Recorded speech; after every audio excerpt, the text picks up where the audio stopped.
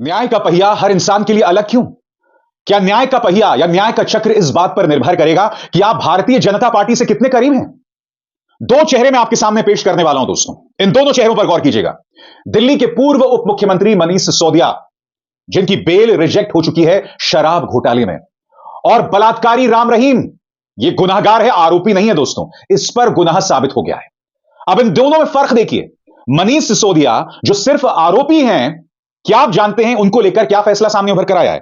ये देखिए, court allows Sisodia to meet ailing wife once a week on custody parole. इसका हिंदी में क्या अनुवाद है दोस्तों? मनीष सिसोदिया की वाइफ, उनकी पत्नी बीमार हैं और अदालत ने हफ्ते में सिर्फ एक दिन उन्हें इजाजत दी है कि वो अपनी बीमार पत्नी से मिल सकते हैं। आपको तस्वीर याद होगी दोस्तों, जब मनीष सिसोदिया अपनी पत्नी से मिलने आए थे। पत्नी बीमारी से निढाल थी। सिसोदिया उन्हें गले लगाकर रो रहे थे।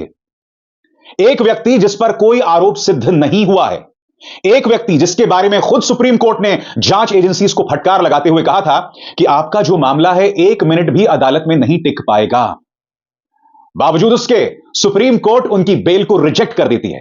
वो मनीष सिसोदिया, उन्हें हफ्ते में सिर्फ एक दिन अपनी बीमार पत्नी से मिलने के लिए पैरोल पर रिहा किया जाता है, कस्टडी पैरोल पर रिहा किया जाता है। मगर बलात्कारी और हत्यारा राम रहीम, इस पर गुनाह साबित हो गया है।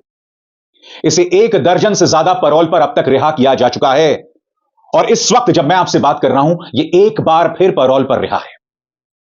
यह न सिर्फ पैरोल पर रिहा होता है, सत्संग करता है, इसके सामने जाकर भाजपा के नेता घुटने टेकते हैं और सबसे बड़ी बात, इस पर बलात्कार का आरोप सिद्ध हो गया है। यह गुनहगार है, यह आरोपी नहीं है।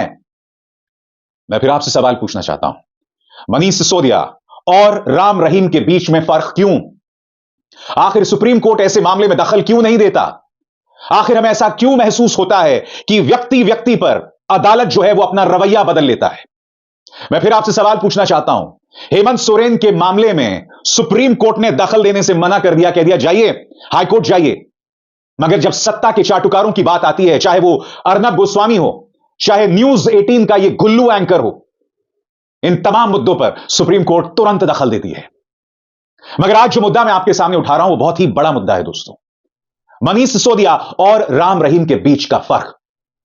मैं आपसे एक सवाल पूछना चाहता हूं, आप जो इस देश के आम इंसान हैं, मनीष सिसोदिया का अगर गुनाह साबित हो जाए तो कानून के हिसाब से उन्हें सजा मिलनी चाहिए। मगर हां, इस वक्त उन पर सिर्फ आरोप है और मैं आपको आगे जाके बतलाने वाला हूं कि ऐसे कई मामले हैं जहां लोगों को जेल में ठूंस कर रख दिया जाता है और जांच एजेंसी चार्जशीट भी दाखिल नहीं करती है। मैं फिर आपसे सवाल पूछना चाहता हूं, मनीष सिसोदिया महज आरोपी हैं और वो अपनी बीमार पत्नी से मिलना चाहते हैं तो उन्हें हफ्ते में सिर्फ एक दिन कस्टडी पैरोल पर रिहा किया जाता है। मगर बलात्कारी राम रहीम 50-50 दिन पैरोल पर बाहर हो जाता है। यहां पर अदालत दखल नहीं देंगे। एक और चेहरा मैं आपको दिखलाना चाहता हूं दोस्तों, उमर खालिद। 3 साल हो चुके हैं ये इंसान जेल में है। आज तक, जी हां, आज तक दिल्ली पुलिस ने चार्जशीट दाखिल नहीं की है। आज तक यह स्पष्ट नहीं हुआ है कि उमर खालिद का गुनाह क्या है। कई बार अदालत के सामने दिल्ली पुलिस गई और उसे शर्मसार होना पड़ा। क्या आप जानते हैं कि अब यह मामला सुप्रीम कोर्ट में जस्टिस बेला त्रिवेदी की अदालत में है? मगर आप इसे इत्तेफाक कह सकते हैं या मैं नहीं जानता कौन सी रहस्यमय वजह, किसी ना किसी वजह से उमर खालिद का मामला मुलतवी हो रहा है, स्थगित हो रहा है। उनके मामले की सुनवाई जस्टिस बेला त्रिवेदी की अदालत में होनी थी, मगर जस्टिस बेला त्रिवेदी एक कॉन्स्टिट्यूशन बेंच की सुनवाई कर रही थी, लिहाजा इस बार भी उन्होंने सुनवाई नहीं की। यानी कि उमर खालिद के मामले में तारीख पे तारीख। उनके वकील कपिल सिब्बल कहते हैं कि एक बार अदालत में मामला सुनवाई में आ जाए तो उमर खालिद को बेल मिलना तय है। मगर यहां क्या हो रहा है दोस्तों? यहां कुछ और ही खेला हो रहा है। यहां पर मामले की सुनवाई ही नहीं हो रही है। न रहेगा बांस, न बजेगी बांसुरी। इसलिए मैंने कार्यक्रम की शुरुआत में आपसे पूछा कि हर व्यक्ति के लिए कानून अलग क्यों है। मैंने बात जस्टिस बेला त्रिवेदी की। उनका इतिहास क्या रहा है मैं आपको पहले बता चुका हूं, मगर जो लोग नहीं जानते, एक बार फिर।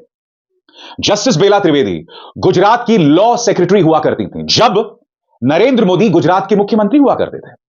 उसके बाद वो गुजरात हाईकोर्ट में थी, राजस्थान हाईकोर्ट में थी। यानी कि वो पूर्व मुख्यमंत्री नरेंद्र मोदी के बहुत करीबी रही हैं। सबसे बड़ी बात, पत्रकार सौरव दास ने यह रिपोर्ट की है जो आपके स्क्रीन पर है। आप जानते हैं रिपोर्ट क्या कहती है? कि सुप्रीम कोर्ट के नियम कानूनों की धज्जियां उड़ाते हुए तमाम जो राजनीतिक तौर पर संवेदनशील मामले हैं वो जस्टिस बेला त्रिवेदी के पास ही जाते हैं। जी हां, सारे राजनीतिक तौर पर संवेदनशील मामले जो भाजपा के लिए खासे अहम हैं वो सिर्फ जस्टिस बेला त्रिवेदी के पास जाते हैं। वो जस्टिस बेला त्रिवेदी जो गुजरात में लॉ सेक्रेटरी हुआ करती थी जब नरेंद्र मोदी गुजरात के मुख्यमंत्री थे। सबसे बड़ी बात, आर्टिकल 14 के इस आर्टिकल में सौरव दास ने साफ तौर पर कहा है कि यह सुप्रीम कोर्ट के नियम कानूनों की धज्जियां उड़ाई जा रही हैं। ऐसा क्यों?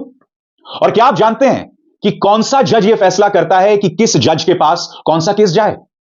सुप्रीम कोर्ट के चीफ जस्टिस ऑफ इंडिया। और यहां पर कौन है सुप्रीम कोर्ट के Chief Justice of India? DY Chandrachud साहब। ऐसे में पूरे सम्मान के साथ सर मैं आपसे सवाल पूछना चाहता हूं। आप सार्वजनिक मंचों पर बहुत बड़ी बड़ी बातें करते हैं। हाल ही में चंडीगढ़ के मेयर चुनावों में हमने जो कैमरे पर शर्मनाक नजारा दिखा उसे आपने लोकतंत्र की हत्या करार दिया।